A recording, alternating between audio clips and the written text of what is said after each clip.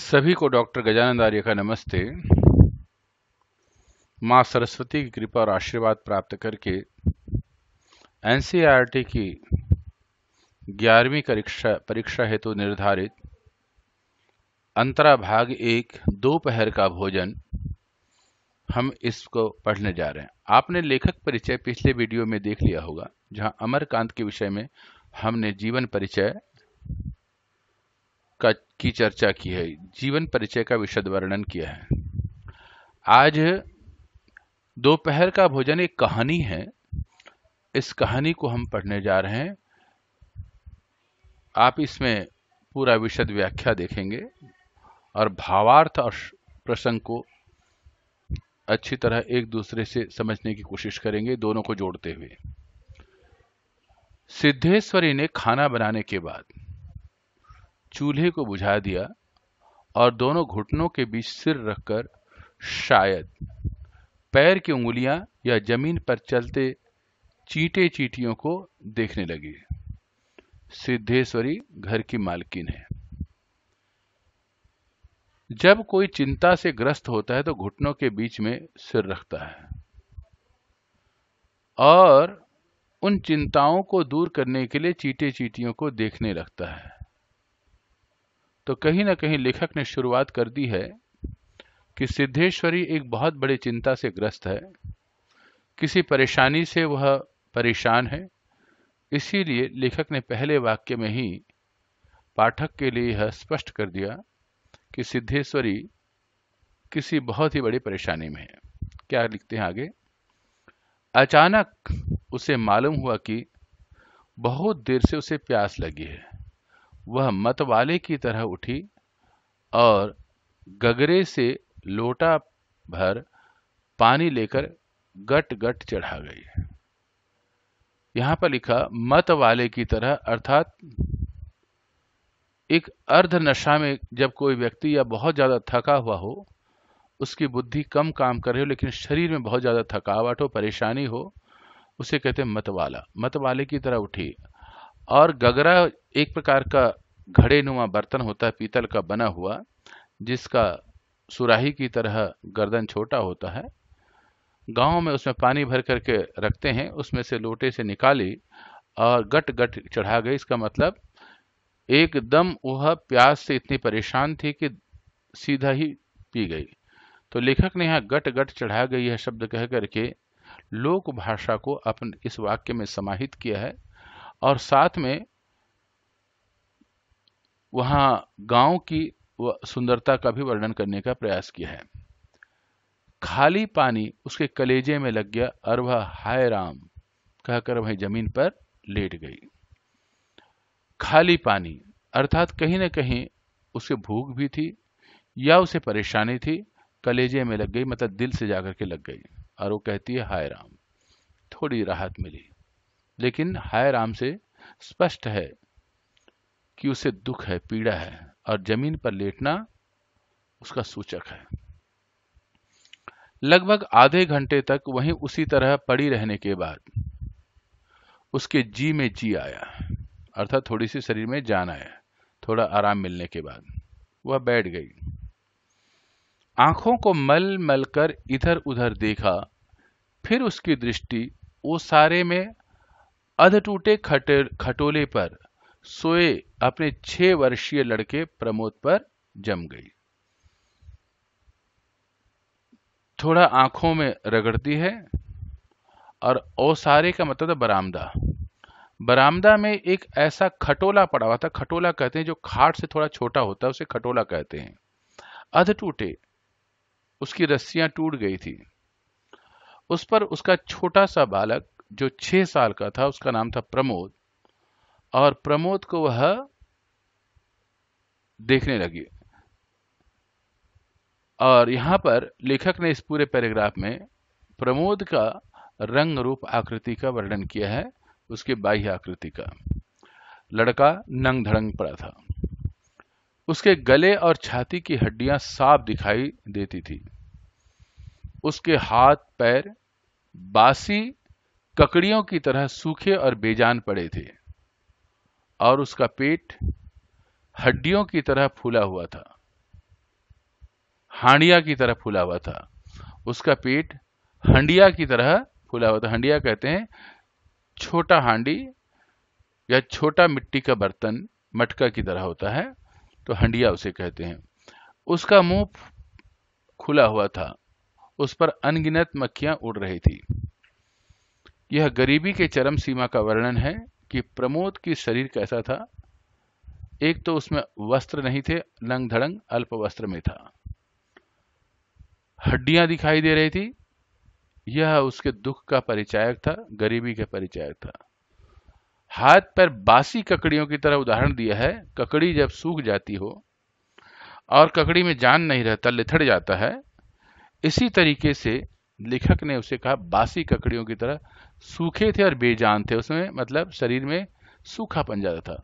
उसका पेट एक हाड़ी की तरह फूल गया था, मुंह खुला हुआ था क्योंकि दुखी था। इस पर अनगिनत मक्खियां उड़ रही थी। इतना कमजोर था कि उसे मक्खियों तक के हटाने की ताकत नहीं थी, या वहां पर इतनी सफाई की व्यवस्था भी नहीं थी जिससे मक्खियां जो है वहां से दूर रहें। वह उठी, अर्थात सिद्धेश्वरी उठी। बच्चे के मुंह पर अपना एक फटा गंदा ब्लाउज डाल दिया और एक आध मिनट सुन्न खड़ी रहने के बाद बाहर दरवाजे पर जाकर किवाड़ की आड़ पर गली निहारने लगी। 12 बज चुके थे। धूप अत्यंत तेज थी।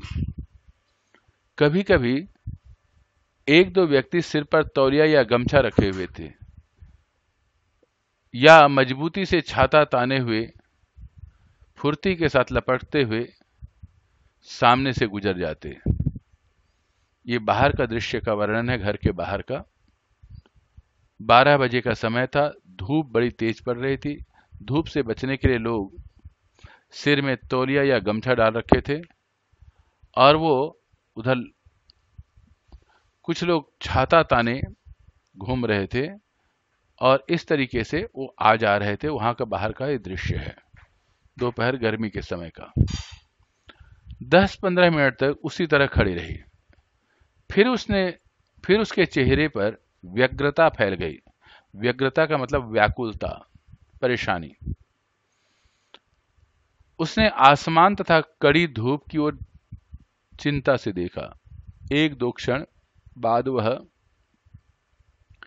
जब उसने सिर को किवाड़ से काफी आगे बढ़कर गली के छोर की तरफ निहारा, तो उसका बड़ा लड़का रामचंद्र धीरे धीरे घर की ओर सरकता नजर आया। बाहर वो झांक रही थी, तो उसका बड़ा लड़का का नाम रामचंद्र, छोटा प्रमोद, सरकता नजर आया, मतलब धीरे धीरे आ रहा था। उसने फुर्ती से एक लोटा पानी और सारे की चौकी के पास नीचे रख दिया और चौके में जाकर खाने के स्थान को जल्दी जल्दी पानी से लीपने पोतने लगी। वहां पीढ़ा रखकर उसमें सिर को दरवाजे की ओर घुमाया था कि रामचंद्र ने अंदर कदम रख लिया। गांव की परंपरा पर जहां भोजन किया जाता है उसको साफ किया जाता है लिपाई पुताई करके, और भोजन करने के लिए पीढ़े की व्यवस्था। पीढ़ा होता है लकड़ी का बना हुआ एक छोटा सा बैठने का आसन, उसे कहते हैं पीढ़ा, जिस पर बैठ के भोजन किया जाता है और बैठने का उत्तम संसाधन गांव की परंपरा पे माना जाता है। तो ये सारी व्यवस्था भोजन देने के लिए कर दी। रामचंद्र आकर धम से चौकी पर बैठ गया, फिर वहीं बेजान सा लेट गया। बेजान का मतलब जिसमें शरीर में ताकत ना हो, गर्मी से आया था, कमजोरी थी, थकावट था। उसके मुंह लाल तथा चढ़ा हुआ था क्योंकि गर्मी, धूप तेज गर्मी से आया था, और लाल था इसलिए गर्मी थी। चढ़ा हुआ का मतलब थका हुआ था, परेशानियों से भरा हुआ था। उसके बाल अस्त व्यस्त थे तथा उसके फटे पुराने जूतों पर गर्द जमी हुई थी। गर्द का मतलब धूल मिट्टी।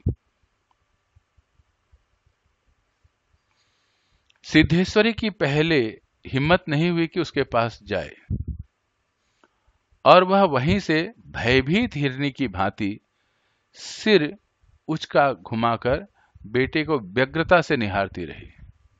लेखक ने इस वाक्य में बड़ा सुंदर उदाहरण दिया है, भयभीत हिरनी की भांति, उपमा अलंकार की तरह सुंदर उदाहरण दिया है। जैसे हिरनी जंगल में किसी कारणवश भयभीत रहती है, ऐसे ही सिद्धेश्वरी भी अंदर से कहीं भयभीत थी और व्याकुलता के साथ, दुख के साथ अपने बेटे की ओर निहारती है, देखती है। किंतु लगभग 10 मिनट बीतने के बाद भी जब रामचंद्र नहीं उठा तो वह घबरा गई, पास जाकर पुकारा, बड़कू बड़कू। लेकिन उसके कुछ उत्तर न देने पर डर गई। लड़के की नाक के पास हाथ रख दिया, सांस ठीक से चल रही थी। फिर सिर पर हाथ रखकर देखा, बुखार नहीं था। हाथ के स्पर्श से रामचंद्र ने आंखें खोली। उसने मां की ओर सुस्त नजरों से देखा, फिर झट से उठ बैठा। जूते निकालने और नीचे रखे लोटे के जल से हाथ पैर धोने के बाद वह यंत्र की तरह चौकी पर आकर के बैठ गया। मां को भय हुआ, क्योंकि बेटा गर्मी से आकर के लेट गया, हलचल नहीं थी। जब सांस लगा करके देखा तो उसे आभास हुआ कि बेटा जिंदा है, बुखार तो नहीं है। जैसे ही मां के हाथ का स्पर्श उसे प्राप्त हुआ, जैसे ही मां ने हाथ लगा करके छुआ, एकदम उसकी आधी पीड़ा समाप्त हो गई और वह बैठ गया और सुस्त नजरों से, दुखी नजरों से देख रहा था। लिखा, यंत्र की तरह चौकी पर आ बैठा, जैसे रोज बैठता है। उसका स्वाभाविक प्रकृति, उसमें खुशी नहीं थी, उत्साह नहीं था। जैसे मशीन को उठा करके कहीं रख दो तो बस बैठ जाता, इसी प्रकार से कहा। सिद्धेश्वरी ने डरते डरते पूछा, खाना तैयार है, यहां लाऊं क्या? रामचंद्र ने उठते हुए प्रश्न किया, बाबूजी खा चुके? सिद्धेश्वरी ने चौके की ओर भागते हुए उत्तर दिया, आते ही होंगे। रामचंद्र पीढ़े पर बैठा था। उसकी उम्र लगभग 21 वर्ष थी। इस पैराग्राफ में आप रामचंद्र का चरित्र देखेंगे कि उसका मतलब बाह्य रूप क्या था, क्या काम करता था। उम्र उसकी 21 वर्ष थी। लंबा, दुबला पतला, गोरा रंग, बड़ी बड़ी आंखें तथा होठों पर झुर्रियां। वह एक स्थानीय दैनिक समाचार पत्र के दफ्तर में अपनी तबीयत से प्रूफ रीडरी का काम सीखता था। पिछले साल ही उसने इंटर पास किया था। इंटर कहते हैं 12वीं को। पिछले साल उसने 12वीं पास की थी। 12वीं पास करने के बाद प्रूफ रीडिंग का मतलब होता है जैसे कोई पुस्तक छपता हो, पत्रिका छपती है, तो एक बार उसे पढ़ लिया जाता है, 2 बार पढ़ लिया जाता है ताकि कोई गलतियां ना हो, उसे कहते हैं प्रूफ रीडिंग। पढ़ करके गलतियां निकालना, उसे कहते हैं प्रूफ रीडिंग। तो इसका काम सीख रहा था। सिद्धेश्वरी ने खाने की थाली लगाकर उसके सामने रख दी और पास ही बैठकर पंखा करने लगी। रामचंद्र ने खाने की ओर दार्शनिक की भांति देखा। कुल 2 रोटियां,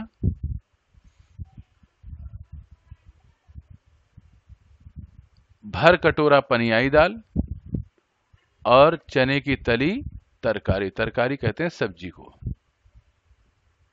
दार्शनिक भात की दृष्टि का मतलब होता है उसको वास्तविकता की दृष्टि से देखा। उसे पता था कि इसमें कमी क्या है। कुल 2 रोटियां रखी थी, जबकि जवान लड़का था, पर घर में इतनी गरीबी थी, उस गरीबी की परिस्थिति की वजह से पनियाई दाल का मतलब उसमें दाल नाम मात्र का था, पानी अधिक था, उसे बोलते पनियाई दाल। चने की तरी तरकारी और चने की सूखी सब्जी थी। रामचंद्र ने रोटी के प्रथम टुकड़े को निगलते हुए पूछा, मोहन कहाँ है? कड़ी धूप हो रही है। इसका मतलब यह है कि रामचंद्र जानता है कि मोहन जो है अस्थिर बालक है, अभी घर में दिखाई नहीं दे रहा है। इसका मतलब वो कहीं ना कहीं बाहर है, पर मां से पूछ रहा है। मोहन सिद्धेश्वरी का मंझला लड़का था। उसकी उम्र 18 वर्ष थी। वह इस साल हाई स्कूल का प्राइवेट इम्तिहान देने की तैयारी कर रहा था। इम्तिहान परीक्षा उर्दू का शब्द है, परीक्षा को इम्तिहान कहते हैं और प्राइवेट अंग्रेजी का शब्द है। वह न मालूम कब से घर से गायब था और सिद्धेश्वरी को स्वयं पता नहीं था कि वह कहां गया है। किंतु सच बोलने की उसकी तबीयत नहीं हुई। उसने झूठ मूठ कहा किसी लड़के के यहां पढ़ने गया है, आता ही होगा, दिमाग बड़ा तेज है और उसकी तबीयत 24 घंटे पढ़ने में ही लगी रहती है, हमेशा उसी की बात करता रहता है। यहां पर मां ने झूठ बोला, सिद्धेश्वरी ने झूठ बोला। बड़ा भाई है रामचंद्र, तो उसका कर्तव्य है कि भाइयों का देखभाल करे, इसीलिए वो मां से पूछता है। लेकिन मां जानती है कि बड़ा भाई नाराज होगा, इसीलिए उसने झूठ बोल करके उसे बचाने की कोशिश की ताकि परिवार में किसी भी प्रकार की परेशानी न बढ़े। वो चाहती थी कि सब प्रेम भाव से मिल करके रहें, इसके लिए वह झूठ बोलना शुरू कर दी। रामचंद्र ने कुछ नहीं कहा। वह एक टुकड़ा मुंह में रखकर भरा गिलास पानी पी गया, फिर खाने में लग गया। वह काफी छोटे छोटे टुकड़े तोड़कर उन्हें धीरे धीरे चबा रहा था। इसका मतलब यह है कि रामचंद्र को अधिक भूख लगी थी। खाने के बीच में पानी पी करके उसे पेट भरने का एहसास करना था। छोटे टुकड़े करके देरी तक खा करके उसे एहसास दिलाना था कि मैं भरपेट खाना खा रहा हूं। सिद्धेश्वरी भय तथा आतंक से अपने बेटे को एकटक निहार रही थी का मतलब देख रही थी। कुछ क्षण बीतने के बाद डरते डरते उसने पूछा, वहां कुछ हुआ क्या? अर्थात सिद्धेश्वरी पूछ रही कि तुम नौकरी के देखने गए थे, कुछ नौकरी वोकरी मिली क्या, ताकि घर की परिस्थिति सुधर जाए। रामचंद्र ने अपनी बड़ी बड़ी भावहीन आंखों से अपनी मां को देखा। भावहीन का मतलब जिसमें ना खुशी था, ना उत्साह था, ना उमंग था। फिर नीचा सिर करके कुछ रुखाई से बोला, समय आने पर सब ठीक हो जाएगा। सिद्धेश्वरी चुप रही। धूप और तेज हो गई थी। छोटे आंगन के ऊपर आसमान के बादल के एक दो टुकड़े पाल की नावों की तरह तैर रहे थे। लेखक ने यहां पर भी उदाहरण दिया है। घर उस समय में धूप तेज थी, दोपहर का समय था, पर आंगन में जो आसमान दिखाई दे रहा था उसमें छोटे छोटे बादल के टुकड़े तैर रहे थे। बाहर की गली से गुजरते हुए खड़खड़िया ईके की आवाज आ रही थी और खटोले पर सोए बालक की सांस का खर्र खर्र शब्द सुनाई दे रहा था। बाहर खड़खड़िया इक्का का मतलब ऐसा घोड़ा गाड़ी, इक्का मतलब घोड़ा गाड़ी, जिसके सारे अस्थि पंजर हिल पिल गए हों, तो जब चलता हो तो खड़खड़ की आवाज आती हो, उसे लिखा खड़खड़िया इक्का। दूसरा यहां पर खर खर शब्द सुनाई दे रहा था। बालक प्रमोद बाहर सो रहा था और उसके सोने की आवाज आ रही थी। रामचंद्र ने अचानक चुप्पी को भंग करते हुए पूछा, प्रमोद खा चुका? सिद्धेश्वरी ने प्रमोद की ओर देखते उदास स्वर में उत्तर दिया, हां खा चुका। रोया तो नहीं था। अपने आप पहले ही कह देती है रोया तो नहीं था, इसका मतलब स्पष्ट है, वो रोया था। बिना पूछे अगर कोई जवाब दे रहा है तो उसके मन में कहीं ना कहीं विद्यमान है। सिद्धेश्वरी फिर झूठ बोल गई। आज तो सचमुच नहीं रोया। वह बड़ा ही होशियार हो गया है। कहता है बड़का भैया के यहां जाऊंगा, ऐसा लड़का। पर वह आगे कुछ न बोल सकी, जैसे उसके गले में कुछ अटक गया। कल प्रमोद ने रेवड़ी खाने की जिद पकड़ ली थी। उसके लिए 1.5 घंटे तक रोना के बाद सोया था। मतलब वो रोया था, पर उसके लिए रेवड़ी खरीदने के लिए घर में पैसे नहीं थे। इस बात को अंदर ही अंदर छिपा लेती है और अपने बड़े बेटे के पास झूठ बोल देती है ताकि उसे पता ना चले कि घर में कितनी गरीबी है। रामचंद्र ने कुछ आश्चर्य के साथ अपनी मां की ओर देखा, फिर सिर नीचा करके कुछ तेजी से खाने लगा। थाली में जब रोटी का टुकड़ा एक टुकड़ा शेष रह गया तो सिद्धेश्वरी ने उठने का उपक्रम करते हुए, उपक्रम बहाना या नाटक करते हुए प्रश्न किया, एक रोटी और लाती हूं। रामचंद्र हाथ से मना करते हड़बड़ा कर बोल गया, नहीं नहीं, जरा भी नहीं, मेरा पेट पहले ही भर चुका है, मैं तो यह भी छोड़ने वाला हूं, बस अब नहीं। सिद्धेश्वरी ने जीत की, अच्छा आधी ही सही। रामचंद्र बिगड़ गया, अधिक खिलाकर बीमार डालने की तबीयत है क्या? तुम लोग जरा भी नहीं सोचते हो, बस अपनी जीत। भूख रहती तो क्या नहीं ले लेता? सिद्धेश्वरी जहां की तहां बैठी ही रह गई।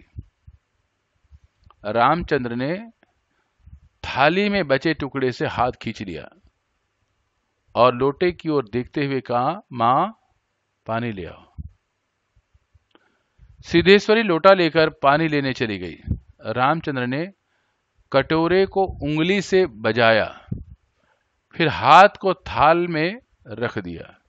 एक दो क्षण बाद रोटी के टुकड़े को धीरे से हाथ से उठाकर आंख से निहारा और अंत में इधर उधर देखने के बाद टुकड़े को मुंह से इस सरलता से रख दिया जैसे वह भोजन का ग्रास न होकर पान का बीड़ा हो। लेखक ने इस वाक्य में आखिरी ग्रास को पान के बीड़े से कल्पना की है। रामचंद्र जानबूझ करके बिगड़ता है और वो जानता है घर में ज्यादा रोटी नहीं है, इसलिए उसने अपनी मां की बात को मनाने के लिए एक भिन्न तरीका ढूंढ लिया और थोड़ा कठोर भी हो गया। और उसके बाद आखिरी ग्रास को लेखक ने सुंदर शब्दों में यहां वर्णन किया, जैसे भोजन करने के पश्चात पान का बीड़ा खाने पर मुख शोधन होता है। यहां उसने पान के बीड़ा की तरह उसे आनंद भाव से आखिरी ग्रास को खा लिया। अगले पैराग्राफ में आप देखेंगे कि मंझला लड़का का दृश्य कैसा था। तीनों का रंग रूप आकृति का वर्णन किया है। मंझला लड़का मोहन नाम था मंझला लड़के का। आते ही हाथ पैर धोकर पीढ़े पर बैठ गया। वह कुछ सांवला था और उसकी आंखें छोटी थी। उसके चेहरे पर चेचक के दाग थे। वह अपने भाई की तरह दुबला पतला था, किंतु उतना लंबा न था। वह उम्र की अपेक्षा कहीं अधिक गंभीर और उदास दिखाई पड़ रहा था। क्योंकि दुबला पतला था, थोड़ा शरारती था। उदास भी इसलिए दिखाई दे रहा था क्योंकि वो पढ़ाई पर कम ध्यान देता था और घर की गरीबी को भी जानता था, इसलिए वो उदास नजर आ रहा था। सिद्धेश्वरी ने उसके सामने थाली रखते हुए प्रश्न किया, कहां रह गए थे बेटा? भैया पूछ रहा था। मोहन ने रोटी के एक बड़े ग्रास को निकलने की कोशिश करते अस्वाभाविक मोटे स्वर में जवाब दिया, कहीं तो नहीं रह गया था, यहीं पर ही था। ग्रास कहते भोजन का एक बार जो लिया जाता है उसे ग्रास कहा जाता है। अस्वाभाविक मतलब मन में जो स्वाभाविकता ना होना, झूठ बोलने की कोशिश करना, यह अस्वाभाविक कहलाता है। सिद्धेश्वरी वहीं बैठकर पंखा डुलाती हुई इस तरह बोली जैसे स्वप्न में बड़बड़ा रही हो। लेखक ने यहां फिर उदाहरण दिया है। स्वप्न में जैसे बड़बड़ाता है व्यक्ति, इसी तरीके से सिद्धेश्वरी बोल रही है। और गांव में गर्मी के मौसम में महिलाएं पंखा डुलाते हुए दूसरों को सुख, हवा का सुख देती हैं। खासतौर से मां अपने बेटे के लिए या पत्नी पति के लिए, उस परंपरा को यहां पर लेखक ने इस कहानी में वर्णन किया है। अब इस प्रसंग पर आप ध्यान दें कि सिद्धेश्वरी फिर झूठ बोल रही है ताकि वो मंझला लड़का अपने बड़े भाई का सम्मान करता रहे। बड़का तुम्हारी बड़ी तारीफ कर रहा था और कह रहा था मोहन बड़ा दिमागी होगा। उसकी तबीयत 24 घंटे पढ़ने में लगी रहती है। यह कहकर उसने अपने मंझले लड़के की ओर इस तरह देखा जैसे उसने कोई चोरी की हो। मोहन अपनी मां की ओर देखकर फीकी हंसी हंस पड़ा। जब व्यक्ति कोई चेहरे पर फीकी हंसी पड़ता है तो समझ जाता है कि मेरी झूठी तारीफ की जा रही है। फिर खाने में जुट गया। वह परोसी गई 2 रोटियों में से 1 रोटी, कटोरे को 3/4 दाल तथा अधिकांश तरकारी साफ कर चुका था। अधिक खाता था ना, यंग किशोर अवस्था का बालक था। सिद्धेश्वरी के समझ में नहीं आया कि वह क्या करे। इन दोनों लड़कों से उसे बहुत डर लगता था। अचानक उसकी आंखें भर आई। वह दूसरी ओर देखने लगी। थोड़ी देर के बाद उसने मोहन की ओर मुंह फेरा तो लड़का लगभग खाना समाप्त कर चुका था। सिद्धेश्वरी ने चौंकते हुए पूछा, 1 रोटी देती हूं। मोहन ने रसोई की ओर रहस्यमय नेत्रों से देखा, फिर सुस्त स्वर में बोला, नहीं। सिद्धेश्वरी ने गिड़गिड़ाते हुए कहा, नहीं बेटा, मेरी कसम, थोड़ी ही ले लो। तुम्हारे भैया ने 1 रोटी ली थी। मोहन ने अपनी मां को गौर से देखा, फिर धीरे धीरे इस तरह उत्तर दिया जैसे कोई शिक्षक अपने शिष्य को समझाता है, नहीं रे, बस अव्वल तो अब भूख नहीं। फिर रोटियां तूने ऐसी बनाई कि खाई नहीं जाती। न मालूम कैसी लग रही है। खैर, अगर तू चाहती है तो कटोरे में थोड़ी दाल डाल दे। दाल बड़ी अच्छी बनी है। यहां पर मोहन को भी पता है कि घर में रोटी कम बनी है और मां का दिल बड़ा है। कोशिश करती है कि बच्चों का पेट भरा रहे, लेकिन मोहन भी इस बात को समझता है। घर का हर एक परिवार का सदस्य अपनी गरीबी को समझ रहा है, परिवार की परिस्थिति से अच्छी तरह अवगत है, लेकिन मां सबको जोड़ के रखना चाहती है और सबको भरपूर स्नेह देना चाहती है। सिद्धेश्वरी से कुछ कहते न बना, उसने कटोरे को दाल से भर दिया। मोहन कटोरे को मुंह से लगाकर सुड़ सुड़ पी रहा था कि मुंशी चंद्रिका प्रसाद जूतों का खस खस घसीटते हुए आए और राम का नाम लेकर चौकी पर बैठ गए। मुंशी चंद्रिका प्रसाद घर का मुखिया, और वह खस खस घसीटते हुए आए, इसका मतलब यह है पैरों में जान नहीं थी, थकावट थी, और पैरों को रगड़ते हुए जूतों फटे जूते के साथ वो चले आए और चौकी पर बैठ गए।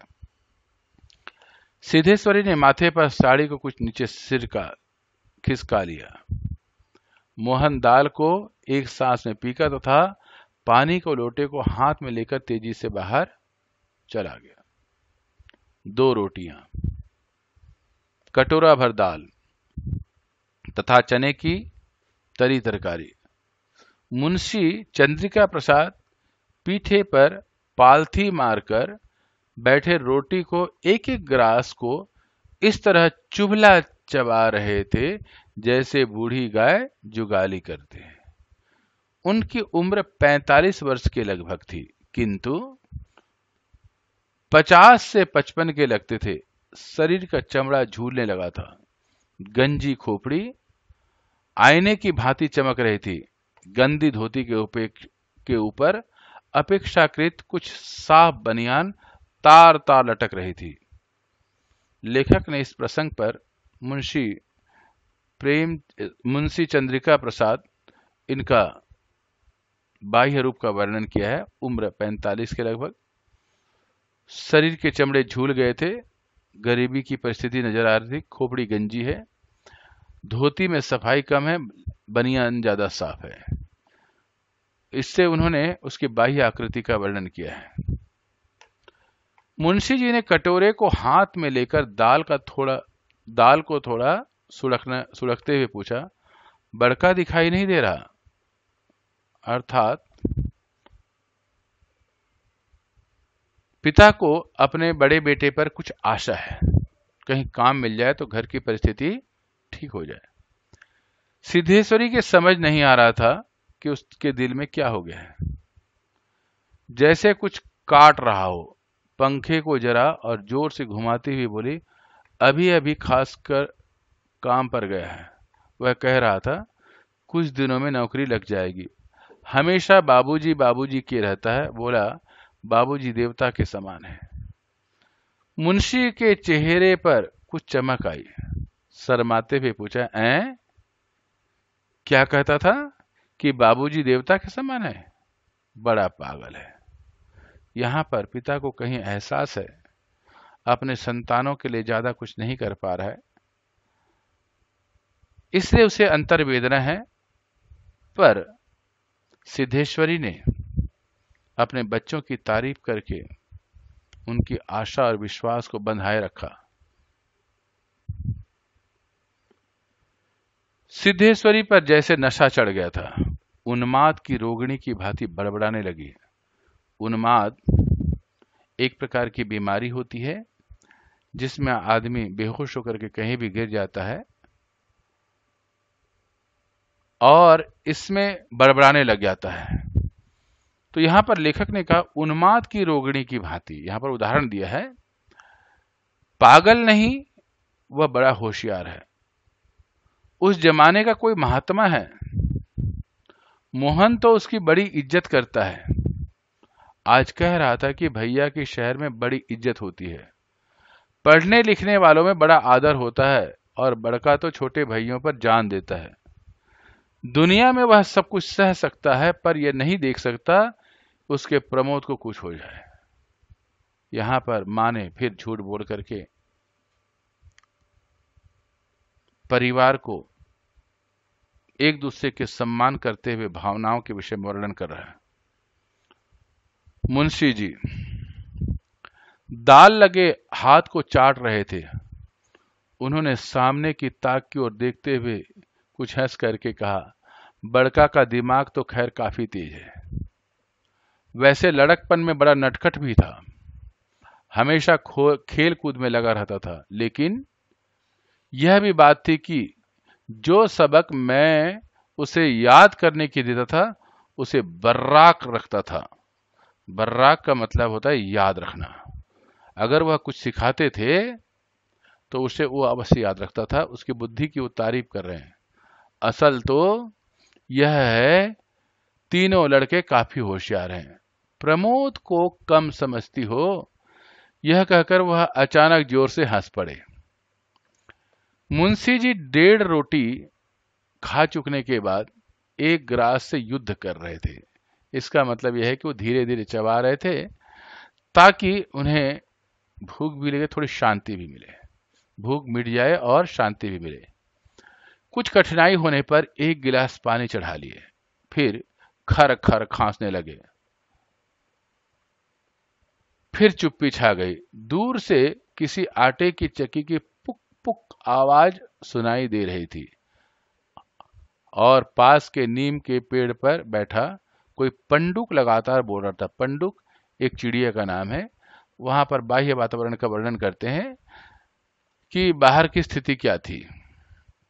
पंडुक एक कबूतर की तरह अलग प्रकार का चिड़िया होते हैं जो बार बार आवाज कर रहा था, जो नीम के पेड़ पर बैठा हुआ था। सिद्धेश्वरी के समझ नहीं आ रहा था कि क्या कहें। वह चाहती थी सभी चीजें ठीक से पूछ ले, सभी चीजें ठीक से जान ले, दुनिया की हर चीज पर पहले की तरह धड़ल्ले से बात करे, पर उसकी हिम्मत नहीं होती थी। उसके दिल पर न जाने कैसा भय समाया हुआ था। अब मुंशी जी इस तरह चुपचाप दुब के खा रहे थे जैसे पिछले 2 दिनों से मौन व्रत धारण किया कर रखा हो। उनको कहीं जाकर आज शाम को तोड़ने वाले हों। सिद्धेश्वरी से जैसे नहीं रहा गया, बोली, मालूम होता है बारिश नहीं होगी। मुंशी जी ने एक क्षण के लिए इधर उधर देखा, फिर निर्विकार स्वर से राय दी, मक्खियां बहुत हो गई हैं। यहां पर मुंशी जी शांत हैं, उनको अंतर्वेदना से अनुभव है मेरे घर की क्या बुरी परिस्थिति है, लेकिन उसके दुख को देख करके, उसके परेशानी को देख करके सिद्धेश्वरी ने क्या किया, बारिश का बहाना बनाया ताकि उनका दिमाग परिवर्तित हो सके। पर मुंशी जी ने भी इधर उधर देखा, निर्विकार स्वर में, शांत स्पष्ट आवाज में कहा कि हाँ, मक्खियां बहुत हो गई हैं। उन्होंने भी उसकी बात को टालने की कोशिश की। सिद्धेश्वरी ने उत्सुकता प्रकट की, फूफा जी बीमार हैं, कोई समाचार नहीं आया। फिर बात बदलने की कोशिश कर रही हो। मुंशी जी ने चने की दाने को इस दिलचस्पी से दृष्टिपात किया कि जैसे उनसे बातचीत करने वाले हों। फिर सूचना दी, गंगा शरण बाबू की लड़की की शादी तय हो गई है, लड़का एमए पास है। यहां पर चने की जो दाने 2-4 बाकी रह गए थे बर्तन में, उसके बाद उसको भूख मिटाने की दृष्टि से उसके ऊपर देखते हो, और साथ में बात को बदलने के लिए उन्होंने गंगा शरण बाबू के बारे में बात करते हैं, और इसके पीछे कहीं ना कहीं अपनी वेदना भी प्रकट करना चाहते हैं। सिद्धेश्वरी हठात चुप हो गई। मुंशी जी भी कुछ आगे नहीं बोले। उनका खाना समाप्त हो गया था। वे थाली में बचे कुचे दानों को बंदर की तरह बीन रहे थे। यहाँ पर लेखक ने उदाहरण देकर के बताया कि बीन रहे थे।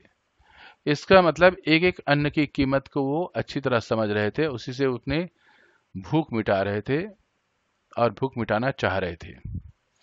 सिद्धेश्वरी ने पूछा, बड़का की कसम, एक रोटी देती हूं, अभी बहुत सी हैं। मुंशी जी ने पत्नी को की ओर अपराधी के समान तथा रसोई की ओर कनखी से देखा। कनखी का मतलब होता है तिरछी निगाहों से या एक आंख के कोने से देखा। तत्पश्चात किसी घुटे उस्ताद की भांति बोले। घुटे उस्ताद का मतलब होता है जैसे अखाड़े में कोई पहलवान काफी परिश्रम करने के बाद सीख जाता है और बाद में गुरु बन जाता है, तो उसे एक एक दांव का पता होता है। ऐसे व्यक्ति को घुटे उस्ताद कहते हैं। तो यहां पर मुंशी जी को, चंद्रिका प्रसाद जी को जिंदगी का अनुभव था, इसीलिए उन्होंने अपनी जिंदगी के अनुभव के आधार से कहा, रोटी रहने दो, पेट काफी भर चुका है, अन्न और नमकीन चीजों से तबीयत ऊब भी गई है, तुमने व्यर्थ में कसम धरा दी। खैर, कसम रखने के लिए ले रहा हूं, गुड़ होगा क्या? सिद्धेश्वरी ने बताया कि हंडिया में थोड़ा सा गुड़ है। लोक परंपरा में खाना खाने के बाद गुड़ खाओ तो सुपाच्य भी होता है, और अधिक भूख लग रही हो तो मीठे से जल्दी पेट भी भर जाता है। इसीलिए उन्होंने गुड़ भी मांगा। हंडिया कहते हैं मिट्टी का जो बर्तन होता है जिसमें पुराने जमाने में ऐसे बर्तनों में गुड़ रखा जाता था। मुंशी जी ने उत्साह के साथ कहा, तो थोड़े गुड़ का ठंडा रस बनाओ, पीऊंगा। ठंडा रस का मतलब शरबत। तुम्हारी कसम भी रह जाएगी, जायका भी बदल जाएगा। जायका का मतलब स्वाद, साथ ही साथ हाजमा भी दुरुस्त हो जाएगा। दुरुस्त मतलब ठीक हो जाएगा। हाँ, रोटी खाते खाते नाक में दम आ गया है, यह कहकर वे ठाका मारकर हंस पड़े। मुंशी जी के निपटने के पश्चात सिद्धेश्वरी उनकी जूठी थाली लेकर चौके की जमीन पर बैठ गई। बटलोही की दाल को कटोरे में उड़ोल कर, फिर वह पूरा भरा नहीं। बटलोही कहते हैं पीतल का एक बड़ा सा बर्तन होता है जिसमें दाल पकाया जाता था। ये पुराने गांव की परंपरा पर उसे बटलोही कहा जाता है, और आज भी बटलोही गांव में मिल जाती है। छिपुली में थोड़े से चने की तरकारी बची थी। छिपुली कहते हैं एक तस्तरी नुमा छोटा सा बर्तन होता है जिसमें दाल या सब्जी खाई जाती है, उसे छिपुली कहा जाता है। गांव की भाषा में उसे छिपुली करते हैं। तो यहां पर लेखक ने गांव की भाषा, लोक भाषा, ग्रामीण भाषा को वैसे ही प्रयोग कर दिया है। उसे पास खींच लिया। रोटियों की थाली को भी उसके पास खींच लिया। उसमें केवल एक ही रोटी बची थी, मोटी, भद्दी और जली। उस रोटी को वह जूठी थाली में रखने ही जा रही थी कि अचानक उसका ध्यान ओसारे में सोए प्रमोद की ओर आकर्षित हो गया। अब मां का हृदय देखो, जो रोटियां अच्छी बनी थी वो दूसरों को खिला दी, जो अंत में मोटी भद्दी जली रोटी बची हुई थी उसे नीचे रखी थी ताकि मैं उसे खा करके काम चला लूंगी। ये मां की ममता और परिवार का स्नेह का अद्भुत नमूना। साथ में समाज और सरकार का ध्यान आकर्षित किया गया है कि अभी भी हमारे देश में बहुत सारे लोग गरीब हैं। इसके लिए सरकार को बहुत ध्यान देना आवश्यक है।